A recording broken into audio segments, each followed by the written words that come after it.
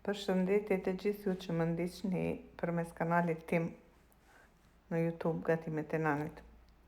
Unë sot kam vendosur të përgatis një gjellë, besoj që të gjithë e dini, por unë do ta tregoj mënyrën time se si e gatuaj këtë gjellë. Fillojmë me përgatitjen e recetës. Në fillim e grim qepën, pastaj marrim një tigan, në ta hedhim pak vaj, ku do ta skuqim qepën. Ndërkohë, derisa të jetë zbutur pak qepa, marrim edhe karotën, të cilën e kena kryer në rende, e shtojmë në tigan. Ndërkohë, presim edhe kungulleshkën dhe patlıcanin e zi, sa më imët, ku edhe këtë e qesim në tigan tek perimet e tjera që të skuqen së bashku. Përzijem vazhdimisht që mos të na nxiten dhe mos të na djegën. Shtojmë edhe mishin e bluar, 500 gram.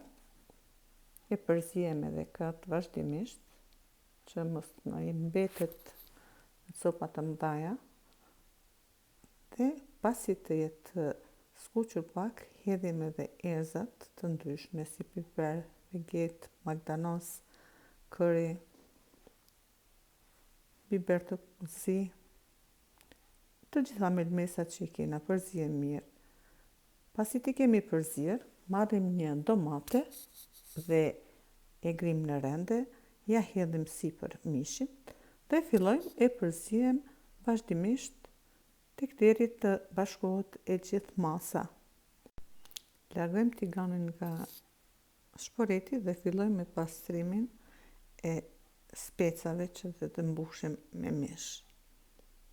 Marrim specat në fillim, ja largojmë farat, si zakonisht bëhet pastrimi nga farat i të gjithë specave, në mënyrë që të jetë sa më të mirë. Dhe pasi ti kemi pastruar të gjithë specat si që shikoni në video, ne do fillojmë edhe me mbushjen e tyre. Si që shihni, specat i kemi pastruar të gjitha, ndërsa ato pjesën e sipërme që i kemi larguar, farat do i ruajmë për t'i mbuluar. Marrim tiganin me mish dhe aty ja hedhim edhe 100 gram orez, të cilën e kena larë më herët dhe e kena kulluar.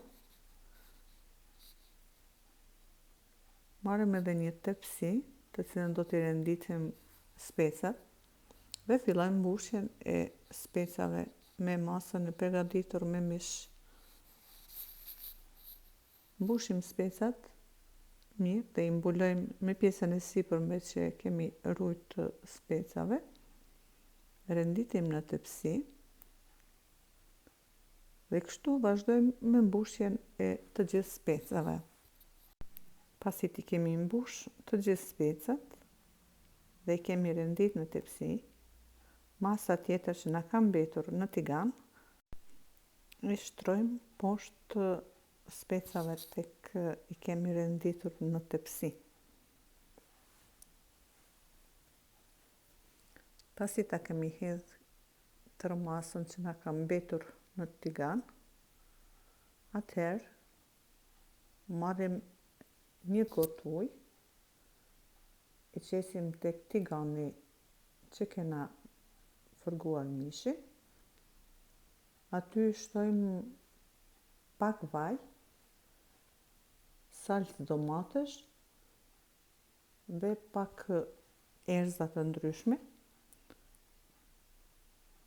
dhe masën me këtë salcë domatesh ja hedhim sipër tek specat që kemi renditur dhe tek mishi në tepsi. Masa është gati tash për t'ja hedhur edhe salcën e domateve që kena përzi me ujë të vluar. Ja si që shikoni. Pasi ta hedhim tërmasën e ujit,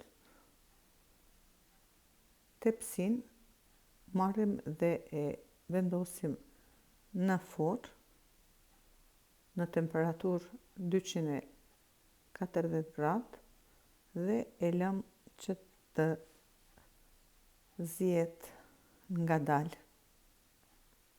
Pas gjysmë ore, edhe specat e mbushur apo dolmat janë gati për të ngrërë dhe bëhen shumë të shijshme.